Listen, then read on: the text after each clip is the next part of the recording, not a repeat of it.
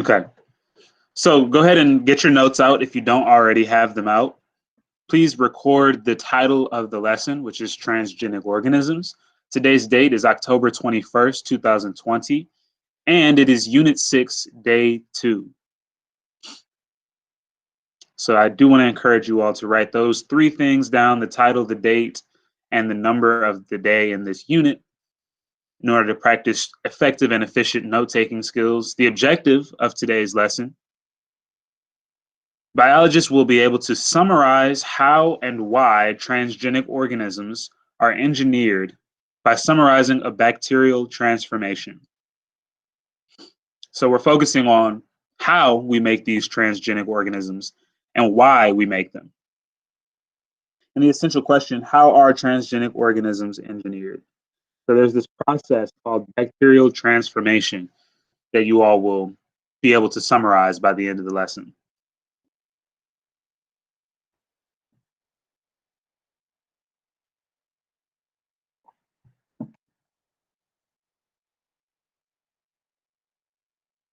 Okay, I'll be moving on in 3, 2, 1. So here are some pictures of some pretty unique and strange transgenic organisms. We've got chicks. This chick has a beak and feet that glow in the dark. We've got two pigs here, one with a pretty normal pink nose and another with a yellow nose and yellow toes. And here we've got what I assume is a cow that is extremely muscular. I'm sorry, but that last picture is disturbing. It is a bit disturbing. Muscular cow.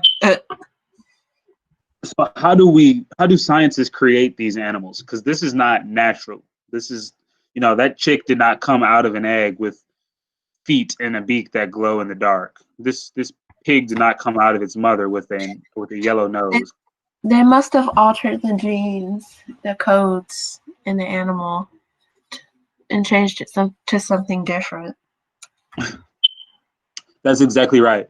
They changed the genes, and Joseph says that he's sure that this cow could whoop him. Man, I wouldn't doubt that. The cow is extremely muscular, probably weighs about 1,000 pounds. So yes, this is a process of gene alteration. That's exactly right.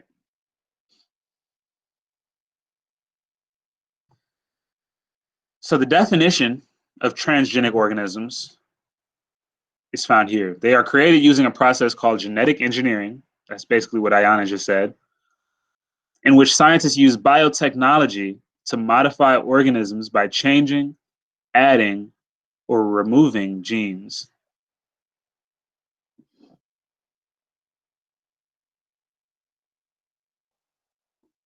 So of course, these pictures are exaggerations. It is not as simple as using a scalpel to go in and cut the DNA, or using forceps to go in and place new strands of DNA into the nucleus. Obviously, we cannot do that, but we can use other methods, which we'll talk about today.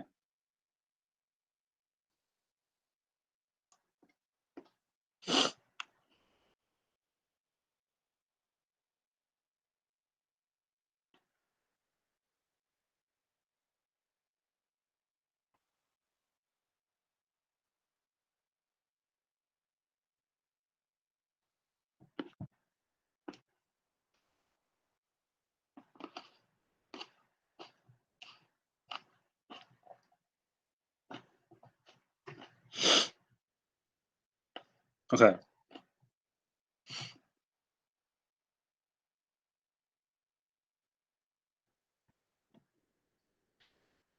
So just like Gabby said at the beginning of the lesson, trans means to move from one area to another, or from one entity to another.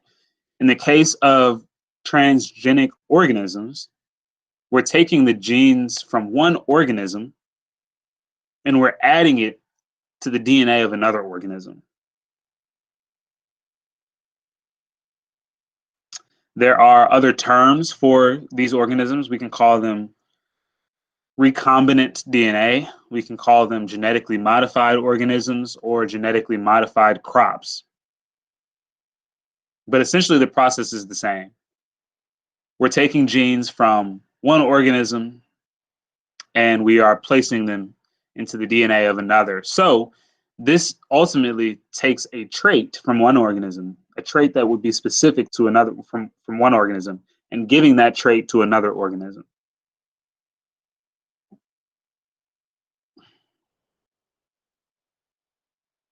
I'm going to go back for a second. I will come back to this slide, so I apologize if I'm cutting you off in the middle of your note-taking process.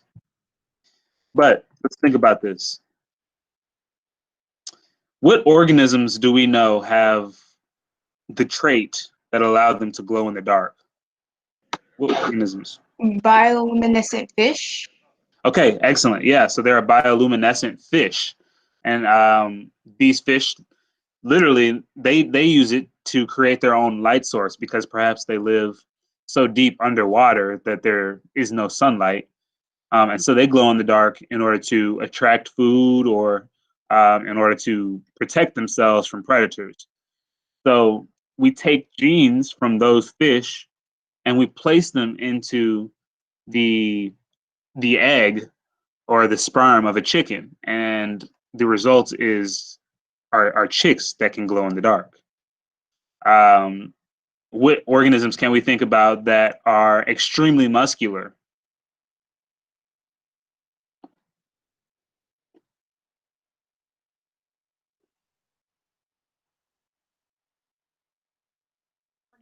Gorilla. Good, yeah.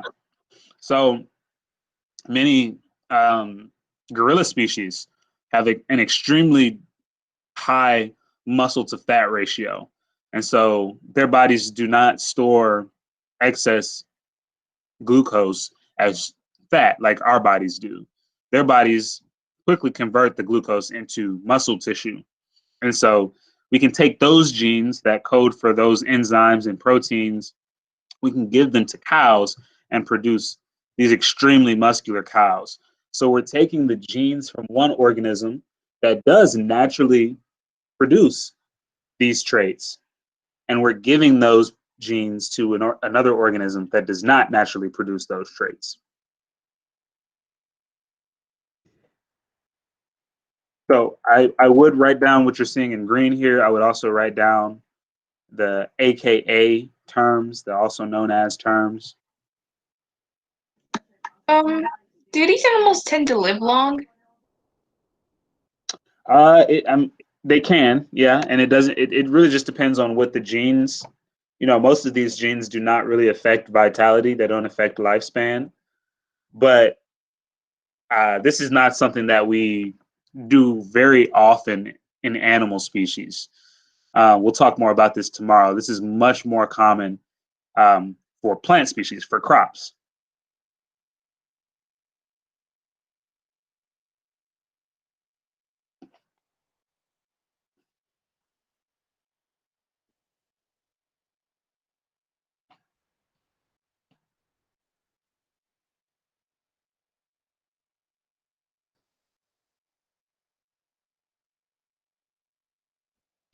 Okay.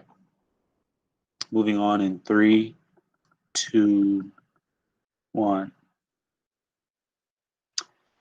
So again, it's not as simple as literally going in and using a pair of scissors and cutting the DNA and then using some forceps or some, what are those called, pliers or something like that to transfer it. Obviously, DNA is a microscopic molecule. It is not something that we can see with the naked eye, so we can't just use tools to do this. We have to use bacteria and enzymes in order to do this process. So bacterial transformation is a process used to make copies of desired genes in order to create large amounts of a specific protein.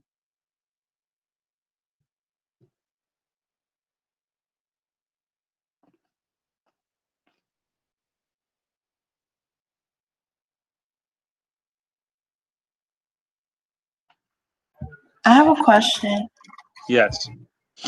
You know how I forgot which one it was, but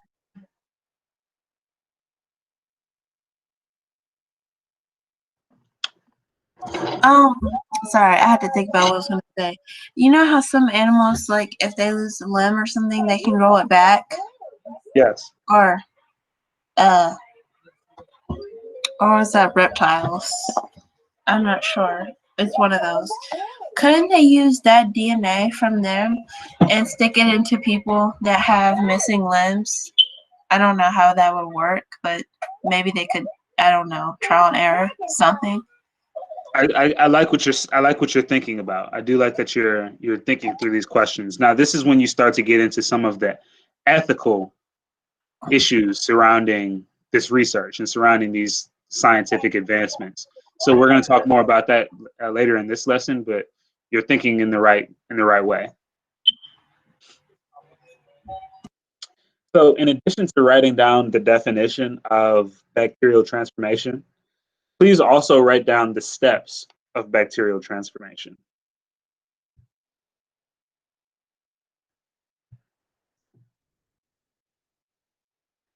So once a scientist has identified the gene that they want to use,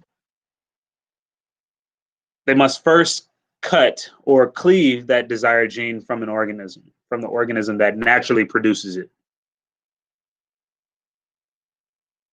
So they will cut out the section of DNA, aka the gene that they want, and then they will insert that gene. They'll insert that section of DNA into a bacterial section of DNA that we call a plasmid. And we'll show an image of what this looks like in a coming slide.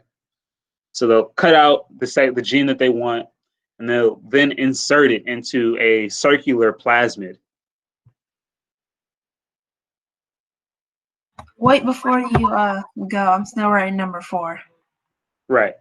And so once the bacteria takes in that new DNA that has now been transformed, it's got that desired gene in it. The bacteria will take in that plasmid, and it will start to produce the proteins that give that trait.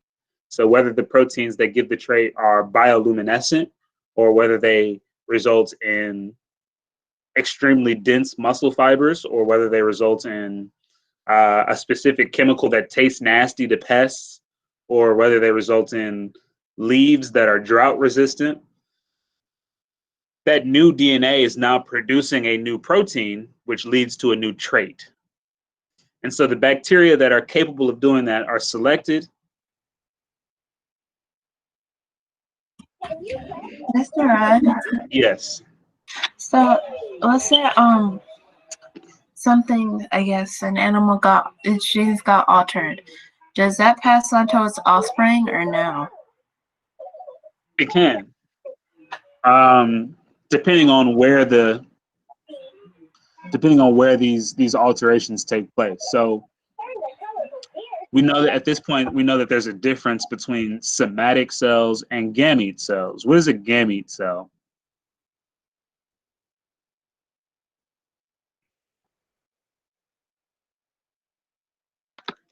Excel. Gamete cell is a sex cell. And so what are the two sex cells for most organisms?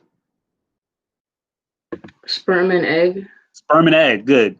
So if we alter the genes or if we alter the DNA in sperm or egg cells, then certainly that can and possibly and probably will be passed on to the offspring. But in somatic cells, if we alter the DNA there, then it won't be passed on.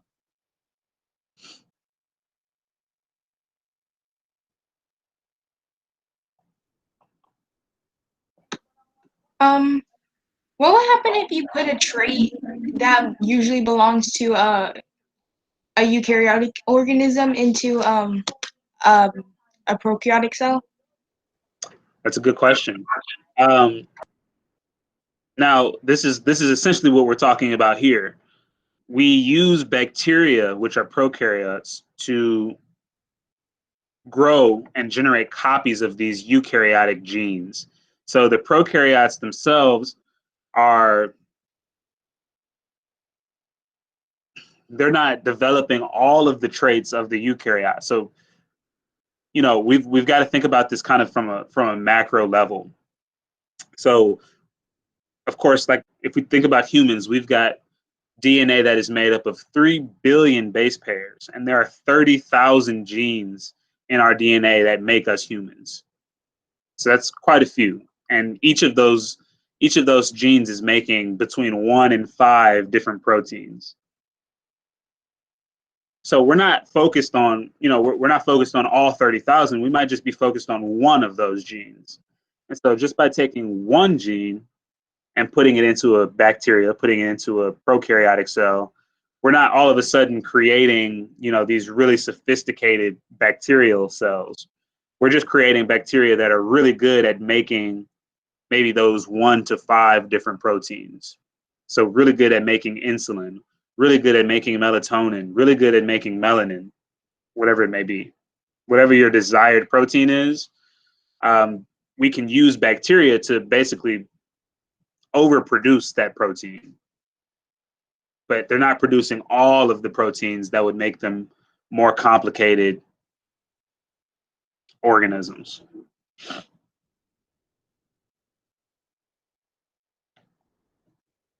Good questions, good questions. Okay. So here's the process. So we cut out the gene that we're focused on. And of course, this is not, you know, I don't want you all to think that this is a violent process or a deadly process. We just need a little bit of DNA, right? So for humans, this could literally look like a strand of hair. You know, if I plucked out a strand of hair from you, it might be like annoying, but you know, you wouldn't die from it. And then I can use that to get DNA. So this isn't like when we cut out these genes, we're not killing the animals that we're doing it from. We just get that target gene. In this case, we're using the example insulin, the gene that codes for insulin production. We cut it out. We've got this plasmid over here. It's a circular piece of DNA that exists in bacterial cells. We use enzymes to do the cutting. We talked about restriction enzymes yesterday. So there would be an enzyme that cuts on this side of the target gene, and then maybe another, or maybe the same enzyme, depending on what the gene is, that would cut on this side. And we use more enzymes to cut the plasmid open. So instead of it being circular like you see here, we cut it open so that we have access to it and we can input the target gene.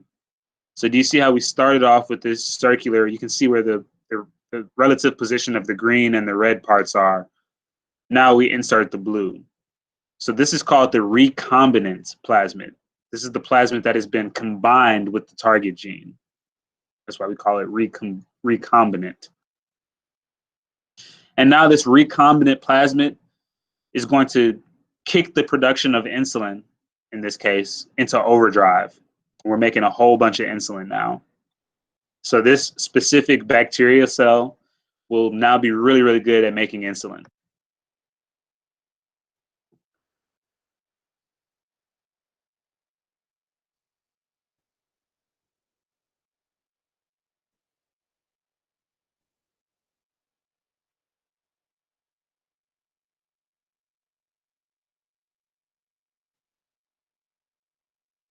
Do you want us to draw a picture of this?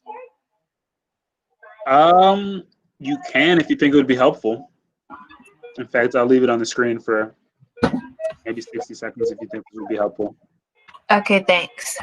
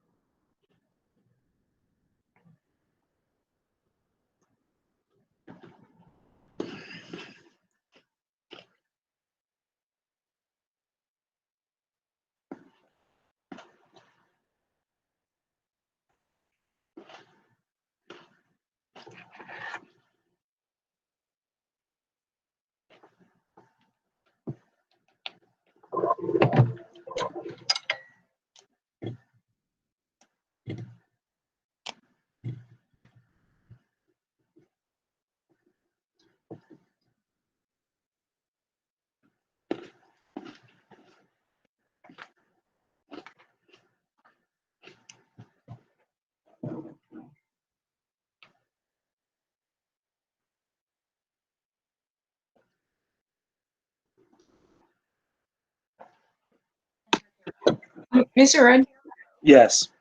could you do that? Could you do the process with the with transferring genes with an animal that's already alive or already out of the womb? That's a good question. I actually don't know. Let's see.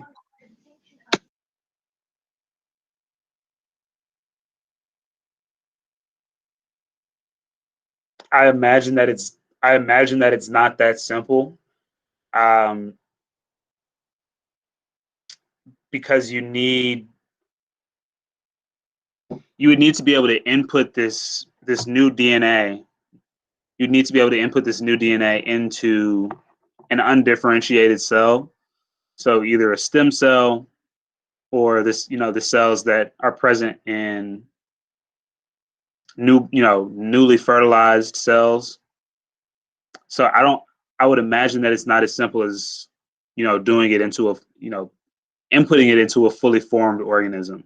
I think it would have to happen either pre-fertilization or immediately after. But that's a good question.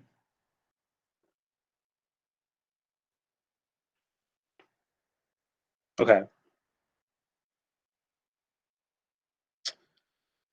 So as I said, there are some cool examples of genetically modified organisms in the animal kingdom.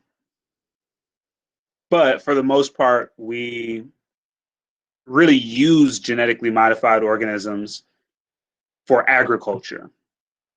So we use them for plants, not really so much animals.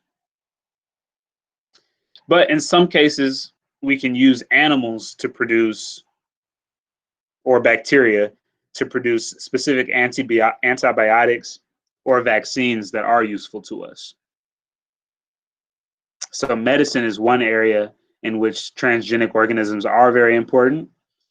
But for the most part, the most profitable and the most common instance of these transgenic organisms being used are agriculture and growing crops. So we can make crops that are vitamin rich. We can make crops that are resistant to pests like insects. We can make crops that are resistant to specific viruses and bacteria.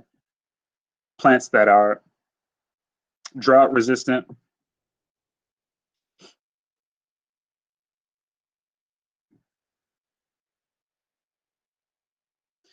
And especially as we think about, for those of you who maybe aren't so much interested in science, but maybe you're interested in business, or maybe you're interested in global politics. This process is really what has allowed the global economy to grow as quickly as it has. If we go back to, even 200 or 300 years ago, not a long time in the grand scheme of things. Seems like a long time when you're 15, 16 years old, but not a long time in the grand scheme of things. Only 200 years ago, we had not yet gone through the process of industrial revolution. So the vast majority of people on the planet had to grow their own food. And so that meant that if you lived in a part of the planet where oranges were not native or where bananas were not native, then you probably went your entire life without ever having one of those fruits. If you lived in a part of the world where, if we go back even 500 years ago, if you lived in a part of the world where certain spices or even sugar was not native, then you went your entire life without ever having any sugar or any, you couldn't use sugar to enhance your meals. You only had the sugar that was naturally present in whatever foods you were eating. So the business and the politics of this advancement, this scientific advancement, are really, really quite profound, because now we have crops that can be grown all over the world, regardless of what the native climate is in that place. We can grow oranges in Washington. They don't have to only be grown in Florida.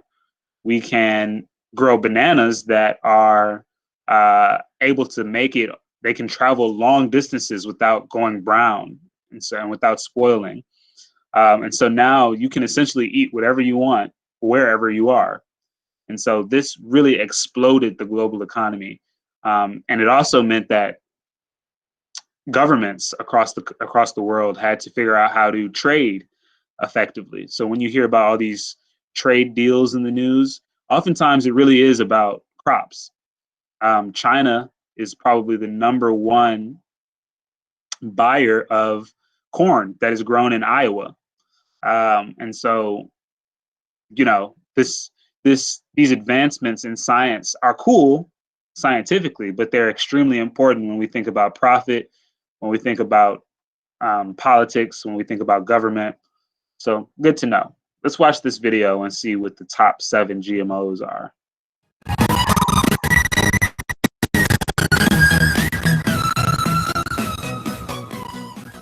Modified animals.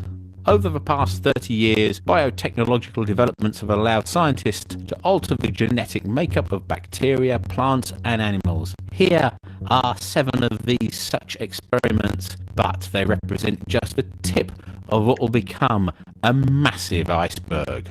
At number 7, we have the sudden death mosquitoes. Dengue fever is a mosquito-borne virus that causes 2.3 million infections and over 25,000 deaths per year worldwide. As yet, there is no cure, but to deal with this, scientists have created what are called sudden death genetically modified mosquitoes, which are released into the wild and breed with the indigenous mosquito population. These then pass the special gene to their offspring. This special gene means that the baby mosquitoes die before they themselves could breed, thus reducing the number of mosquitoes that could go on to infect people. Trials in specific areas have showed up to an 80% decrease in the mosquito population for up to 3 months after the initial release.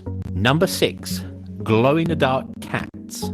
The glow-in-the-dark cat was developed as a way to fight the feline immunodeficiency virus, or FIV, which is related to the human version of HIV and typically affects feral cats. In 2011, American and Japanese scientists inserted genes into cats to help them resist FIV. In order to mark the cells more easily, they also inserted a green fluorescent protein into both genes transferred to the feline eggs. This protein, which is naturally produced in jellyfish, is commonly used in this area of research to monitor the activity of the altered genes. This let the scientists examine how the resistant gene developed within the cat by examination under a microscope. The modified cats are always normal during the daytime, but sometimes they glow at night.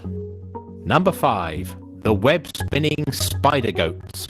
When it comes to natural goods, flexible and strong spider silk is incredibly valuable. Spider silk is, pound for pound, 5 times stronger than steel and far more elastic than rubber. Normally, getting enough spider silk for these applications requires a large number of spiders. However, spiders tend to be territorial, so when the researchers set up spider farms, the spiders killed each other. So they inserted the silk-making genes into the mammary gland cells of goats. The cells then make the extra protein to make the spider's silk. The milk can then be collected and the protein is extracted and spun to make the spider silk thread. Number 4. Singing mice.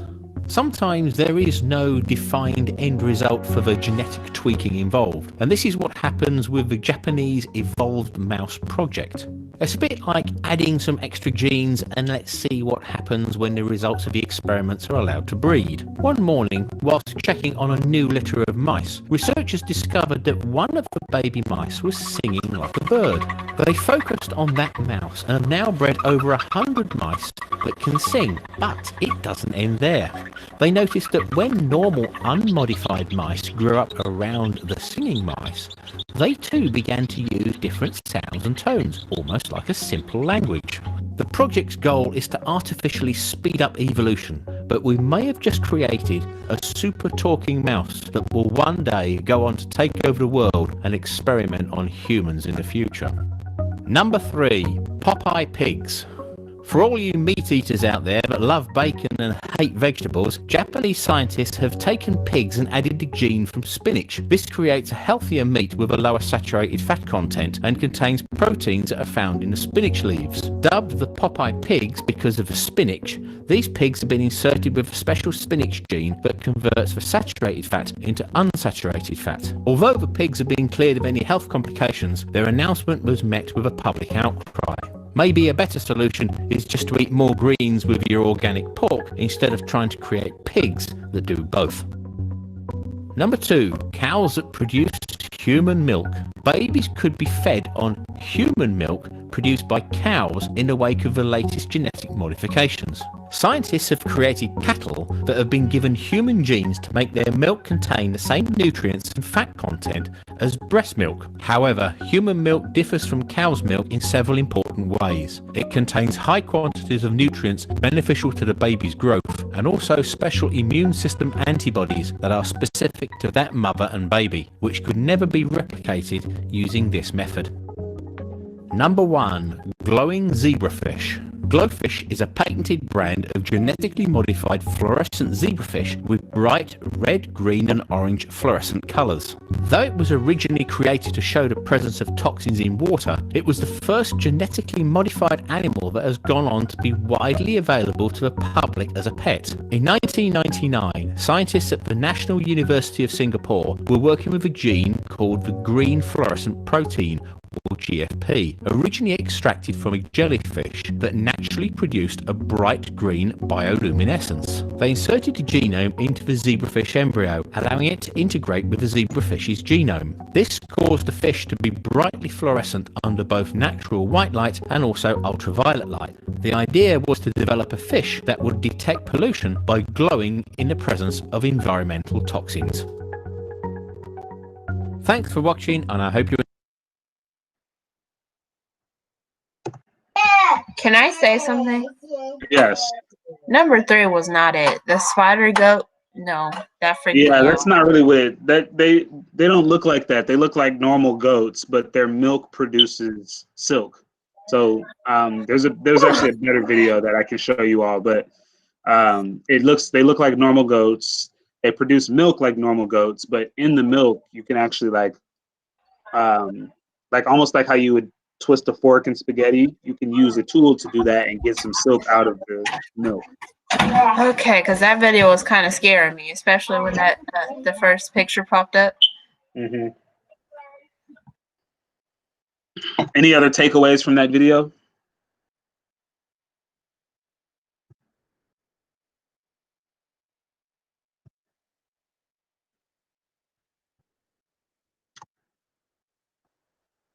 Okay. Moving on. Let's see, how much more do we have? Oh, we have a lot. Okay. Actually, 4 more. So here's some common transgenic organisms. There's the video for this spider silk goat milk.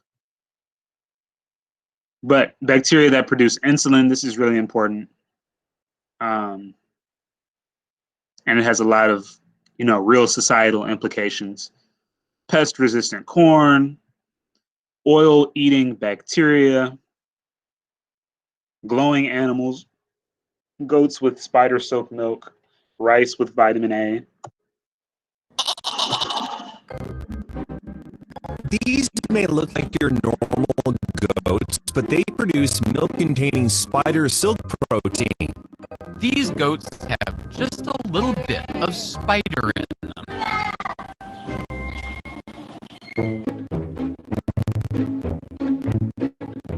First, let's talk about spider silk, an ancient biomaterial. Spider silk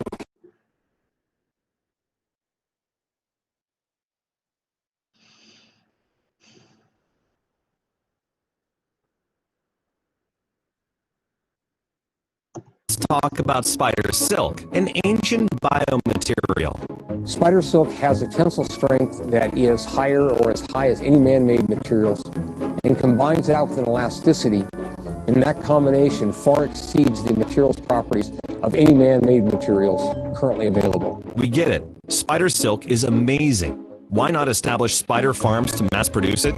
Here's the problem. Spiders are territorial, and when that approach was tried, those spiders were mean to each other. They kill each other till everybody has the maximum space that they need. That's why the scientists turned to goats who happen to be more cooperative. KSL notes, through a process called somatic cell nuclear transfer, these goats inherited a gene which enables their milk to produce a special protein that can be turned into a material just as strong as a spider's web. The scientists working on this project say there have been no indications of any abnormal health risk for the goats. Silkworms have also shown to be effective in this endeavor. The silkworm produces our spider silk protein along with its proteins in making the cocoon silk. The resulting product has wide-ranging applications in the military and medical field. We can look at artificial ligaments and artificial tendons. We have interest in using it as a scaffold for rebuilding things like bones, particularly around the jaw and places like that. The engineering side of it is amazing. We're taking something that a scientist has made, said, hey, look what I can do.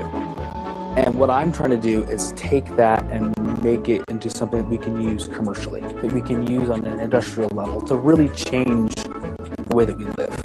And that's really exciting for me.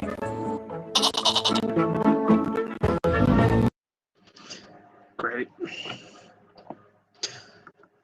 Okay, so another implication of this technology is gene therapy. And this is when DNA is introduced into a patient to treat a genetic disease. The new DNA usually contains a functioning gene to correct the effects of a disease-causing mutation. So a lot of this research is really in the early stages, but the implications are profound. If scientists are able to do this in a cost-effective way, then we might someday be able to cure some of the diseases that we know are extremely deadly today. Can I say something? Yes. Again, I think there might be a cure for I know some of these don't have a cure, but I think there could be a cure that they figured out. But I think they wouldn't release it because they want to get their money. You know how people take medications and therapy? They have the patients to keep coming back, to keep paying, so it can like the treatments could sustain them. But if they find a cure, then it would be like a one-time thing. Like they wouldn't keep getting money off of the person. I mean, that's what I think. I mean, it could be wrong. Who knows? Yeah, that is possible, especially, we know that in our society, we do tend to prioritize profit. So, one of the biggest critiques of these scientific researchers is that they, in a lot of cases, they have been shown to be greedy, and they price their products extremely high in order to get the most. They know people need it, and they know they'll pay for it because they need it. So they increase their profits by increasing the prices of things. And I think a lot of people think the way you're thinking. Why would they fix something if they know that by keeping it broken, they'll make more money from it? So that is a possibility. You just have to hope that people have I think the counter argument to that is that some of this research would also be similarly profitable. So, they could make a lot of money by curing these things, even if it meant pricing them at an exorbitant rate. So that's a good thought. Okay. Oops. And then the last thing that we'll think about today, the Human Genome Project. Maybe some of you have heard of this before. But this Human Genome Project was completed probably at this point almost 15, maybe even 20 years ago. But it was a huge project, a huge collaborative project in which scientists from around the world took about 15 years to map the entire human genome. So to figure out what each section of our DNA does. what they found was that there are vast portions of our DNA that we just simply don't know what they do, or they may not do anything at all. And so this really speaks to evolution. There are some portions of our DNA that we simply don't use anymore.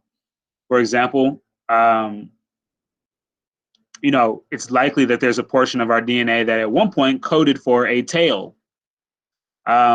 We now know that humans don't have tails. We have a tailbone, which really is the only anatomical evidence that we once, at one point, our ancestors had tails. But somewhere in our DNA is the gene that codes for a tail. We just are, it's just never activated. That gene is never turned on. And we do know that there are some humans that are born with tails, but that is considered a abnormality. And it's probably, it's surgically removed shortly after birth.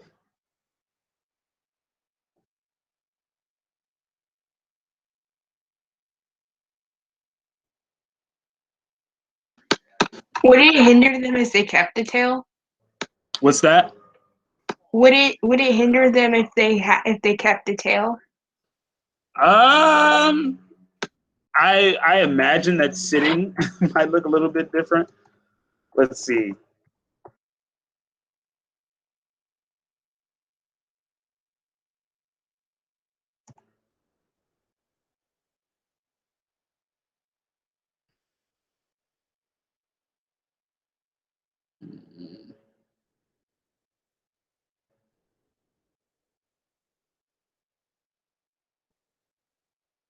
Hmm.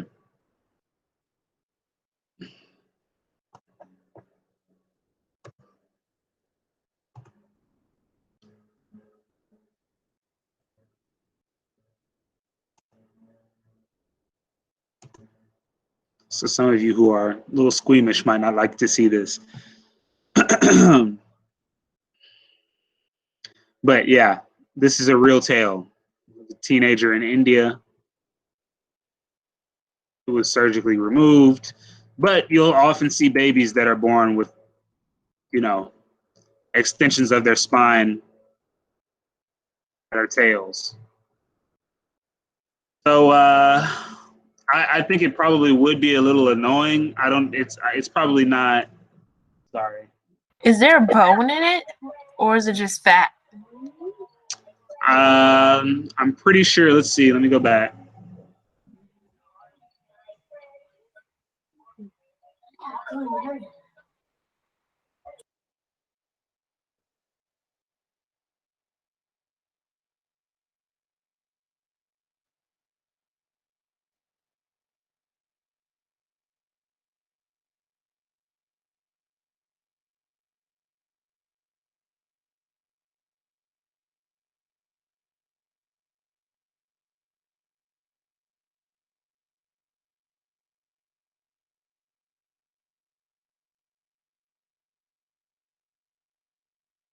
Okay, so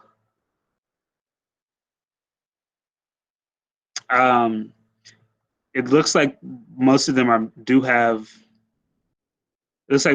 not made of bone, but they are connected to the spine.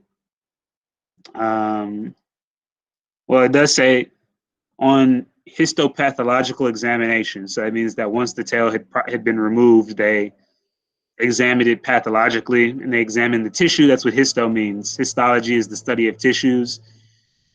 They found that the specimen showed mature tissues that included bones, cartilage, fat, and neural tissues, whereas other tails showed mature adipose tissue, which is fat, blood vessels, and nerves. So only one of these people, this case 6, which is figure 6, so let's show it. This is the only case in which it had some bone. So believe it or not, this is this person does have a called a sacrococcygeal teratoma with a tail. So this is a tumor out of which a tail is growing. Wait, what body part is that? Is that somebody's head? No, this is the What's going tumor, on? right? So this is the buttocks right here. You can see legs coming out. Oh, sorry, I didn't know what was going on. Yes, and then this is a tumor that is growing out. Excuse me, growing out of the buttocks, and you can then see a tail that is coming out of the tumor. That looks so painful. I hope they got that removed. Yeah. And that person was only 3 days old. That baby was 3 days old. Oh, can we not show any more pictures with tails? It's making me feel sick. Yes, we can stop. All right, I'm gonna go back to the slides. So the Human Genome Project was really, really important. It allowed us to sequence our genes, to map out our genes. Your assignment for the day is actually called Honors Transgenic Organisms. So your assignment is a bit longer. It's worth more points. But it serves as both your exit ticket and your asynchronous assignment for the day. So there is no unique exit ticket today. And it's going to it'll focus on these transgenic organisms and some of the ethics surrounding these transgenic organisms. So some of the questions do have right answers, but some of them just simply ask for your opinion. So you can find it in the normal place. Malachi, were you able to get into Canvas today?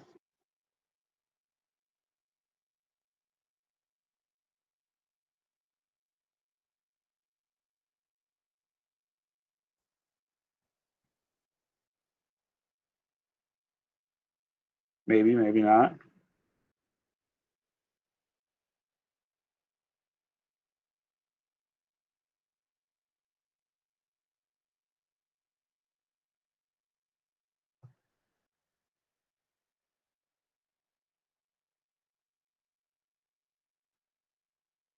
Okay, well, oops. I will be here on mute in case you all need anything, but have at it.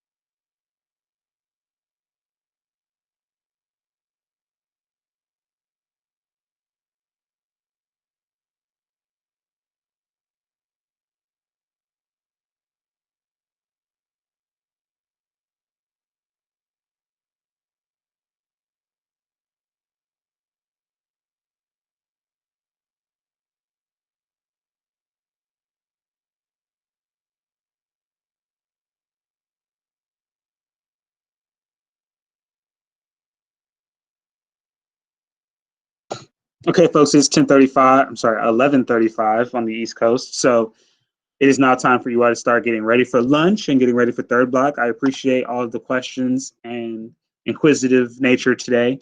I hope you all have a great Wednesday, and I will talk to you all tomorrow. See you tomorrow. See ya. Adios. Adios. Bye.